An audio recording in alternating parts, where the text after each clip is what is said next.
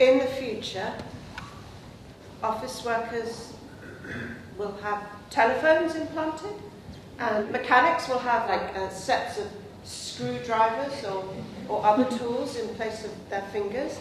And as this goes on, it will get harder for people to change jobs because changing will just require too much surgery.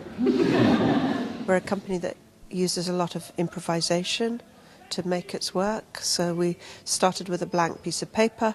How do we approach this idea, hope? And we came up eventually with this idea of different ideas about what the future might be. In the future, overpopulation might be so great that groups of people get together and have just one body.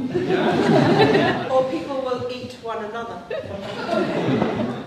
Originally, we wanted to do a piece that was going to be a series of stories that would swap backwards and forwards. We wrote quite a lot of nice stories, but they didn't really exchange terribly well. And then we just started improvising these predictions or speculations about how the future will be. And that felt like the right path for this particular show, so that's where we ended up. Or actually, in the future, it'll be, well, it'll be pretty much like this. And things will be pretty much the same. One or two things might change, but basically things will remain the same. Or there'll be women from Earth and males from another planet. And those extraterrestrial males, they'll be just like human men, but superior to them in every way possible. When we were doing some of the research, I found this great thing. It was like a hope or optimism scale. It's a scientific, psychological test that people do to measure how hopeful they are, and I think I scored as being quite a hopeful person. I'm a sort of pessimist, I have to say.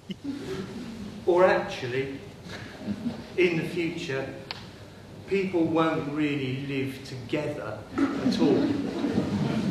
No, I mean, they'll withdraw more and more, they'll get more and more isolated, and they won't really want to have anything to do with one another. Or there won't be any people at all. I think what's great about this piece is that, in a way, meaning in it isn't very fixed. And each of the suggestions about the future, they kind of, they move around a bit, they shimmer. And maybe that in itself is also hopeful, that things are constantly shifting and constantly changing, and that means there always has to be some hope possible. Everybody will live in one gigantic city, and it will cover the whole Earth, all of the oceans, all of the mountains, all of the deserts, all of the forests, all of the landmass will be one heaving, crowded, enormous city, so that effectively everybody will live in the same place.